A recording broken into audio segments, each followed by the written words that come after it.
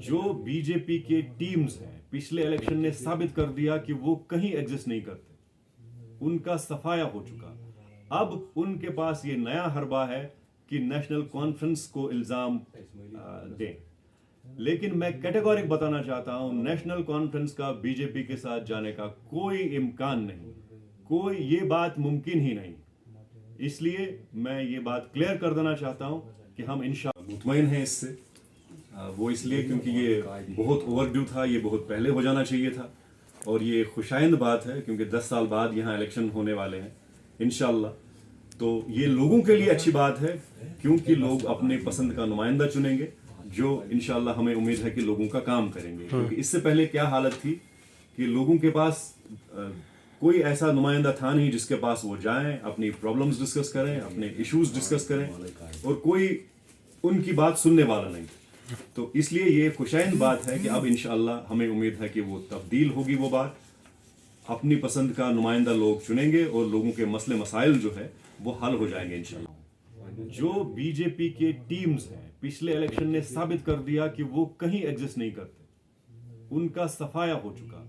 अब उनके पास ये नया हरबा है कि नेशनल कॉन्फ्रेंस को इल्जाम दें।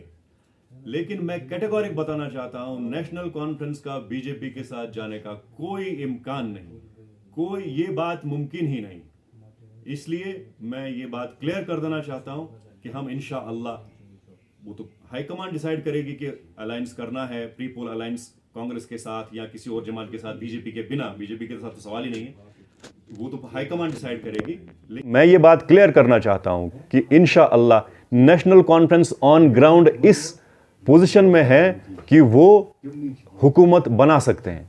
बाकी जो भी हाईकमान फैसला करेगी वो हमें मंजूर है, और हम इंशाअल्लाह इस पार्टी के सोल्जर हैं, हम आगे बढ़ के काम करेंगे। डेट का ऐलान हो जाएगा। हमने हमारी पार्टी ने बहुत पहले कॉन्स्टिट्यूंसी इंचार्ज जो हैं वो डिक्लेयर कर दिए हैं, जो हर एक कॉन्स्टिट्यूंसी इंचार्ज जो है वो ऑन ग्राउंड काम कर रहा है, और इंशाअल्लाह आप देखेंगे आइंदा 2-3 दिनों में ही मैंडेट्स का भी जो है वो ऐलान हो जाएगा, उसमें कोई शक व शुबा नहीं है। बढ़ चढ़ कर इलेक्शन में हिस्सा लेंगे, क्योंकि बायकॉट से, वोट ना देने से सिर्फ हमारे दुश्मन को फ़ायदा होगा। हमारे दुश्मन को फ़ायदा होता आया है हमारे बायकॉट से, इसलिए लोग ये बात समझ चुके हैं कि हमारा बायकॉट, हमारा वोट डिवीज़न करना, ये हमारे दुश्मनों को ऑक्सीजन फराहम करता है। इससे इन टर्न हमारे को इफ़ेक्ट पड़ता है, हम कमज़ोर होते हैं। इसलिए इस बारी कोई बायकॉट नहीं होगा।